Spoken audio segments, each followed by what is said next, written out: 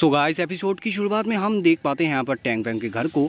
फिर हम Tang Fang को भी देख पाते हैं जो घर के अंदर बैठा हुआ था और बहुत ही ज़्यादा ही खुश था क्योंकि उसने जियांग जी से जो पैसा उधार लिया था वो यहाँ पर लौटा दिया था। मगर यहाँ पर थोड़ा सैड भी था क्योंकि यहाँ पर जो गॉड थे उनको यहाँ पर उसको गाली भी दे दिया था। आप लोगों ने पिछली पार्ट देखा होगा, उसमें जो गॉड था उसको यहाँ पर गाली दिया था उसने। बट गाइस उतना भी सैड नहीं होता वो, क्योंकि यहाँ पर और भी गॉड्स थे जो यहाँ पर उसका फ्रेंड बन गए थे। इसलिए वो यहाँ पर ढूंढने लगा था फोन पे कि कौन सा गॉड के साथ वो बात कर सकता है। तो ऐसे वो ढूंढ ही रहा था तो उसको एक मैसेज दिखता है। तो गाइस आप लोगों को मैं बता देता हूँ यहाँ पर क्या क्या लिखा है मैसेज में।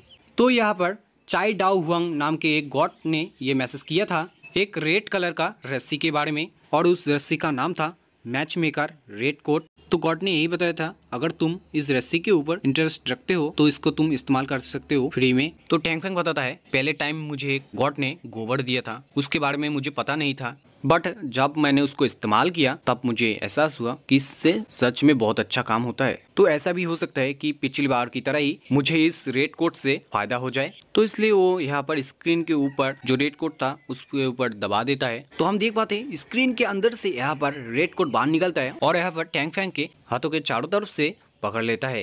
तो टैंग फैंग यहाँ पे बताने लगता है कि अरे ये रेड कोट मेरे एक हाथ को क्यों ऐसे बांध दिया। और ऐसे वो बोल ही रहा था तभी उसको सुनाई देता है कि घर के बाहर से कोई उसको बुला रहा है। तो यहाँ पर खिड़की से बाहर देखता है तो देखता है कि यहाँ पर जोजियाओ आया है।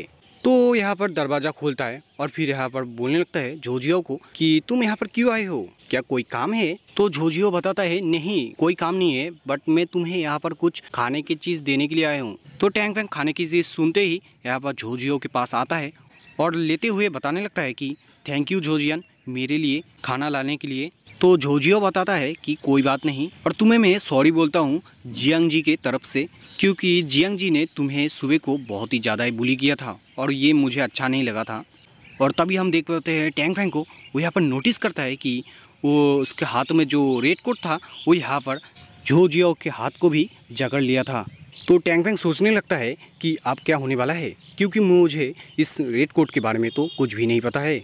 तो हम देख पाते हैं जोजियो को वो यहाँ पर रेड कोट की वजह से वो यहाँ पर टैंग फैंग की तरफ अट्रैक्ट होने लगता है और यहाँ पर टैंग फैंग को बोलने लगता है कि मैंने तुम्हारे लिए जो डम्पलिंग्स लाए हैं वो मैंने एक भी नहीं खाया है, क्या मैं तुम्हारे साथ बैठ के खा सकता हूँ। तो टैंग फैंग बताता है हाँ क्यों नहीं, आपने खुद बनाया है इनको इसलिए तो आप खा ही सकते हो मेरे साथ बैठ के। तो हम देख पाते हैं टैंग फैंग यहाँ पर जोजियो को खुद के घर के अंदर ले आता है। तो जोजियो घर का हालत देख के यहाँ पर बोलने लगता है कि तुम जल्दी से शादी कर लो, नहीं तो तुम्हारा घर और भी ज़्यादा बेकार हो जाएगा, क्योंकि तुमने घर के चारों तरफ गंदगी फैला के रखा है। तो टैंग फैंग बोलने लगता है कि हाँ आपने सही बोला है, बट मेरे साथ कौन शादी करना चाहेगा, आप तो देख ही सकते हो मेरा हालत कितना ख़राब है।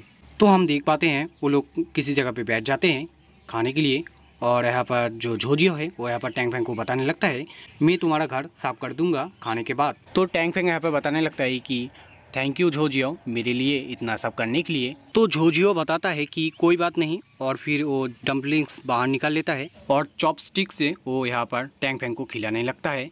तो हम टैंग फैंग को देख पाते हैं वो खुश होते हुए बताने लगता है कि जो जियांग जी है वो बहुत ही खुशकिस्मत वाला है कि आप जैसा एक गर्लफ्रेंड उसको मिला है। तो जोजियो बताता है कि हाँ तुमने सही बोला है कि उसका किस्मत बहुत ही अच्छा है, बट मेरा किस्मत उतना अच्छा नहीं है। तो टैंग फैंग बताता है कि क्यों, उसके पास तो सब कुछ है, उसके पास पैसा है, गाड़ी है, घर भी है, और क्या चाहिए। तो जोजियो बताता है कि उसके पास वो चीज़ नहीं है जो सबके पास होना चाहिए। गाइस आप लोग तो समझ ही चुके होंगे यहाँ पर कौन सी चीज़ के बारे में बात कर रहा है। तो टैंग फैंग बताता है कि मुझे समझ नहीं आया, क्या मुझे तुम फिर से समझा सकते हो तुमने क्या बोला। तो जोजियो बताता है कि नहीं मैं उसको बार बार बोल नहीं सकता, मुझे शर्म आती है उस चीज़ को बोलने में। तो जियांग जी बताता है कि तुम उन बातों को छोड़ दो, मैं तुम्हें और कुछ बताना चाहता हूँ मेरे बारे में। गाइस यहाँ पर जोजियो जियांग जी और उसके बारे में बात कर रहा था। तो जोजियो बताता है कि पहली बार जब मैं जियांग जी से मिला तब वो एक फाइट के दौरान इंजर्ड हो गया था, और तुम तो जानते हो वो कैसा इंसान है, मसला क्रिएट करता रहता है। और गाइस इसके बाद और कुछ नहीं बताता है कि कैसे उसका गर्लफ्रेंड वो बना।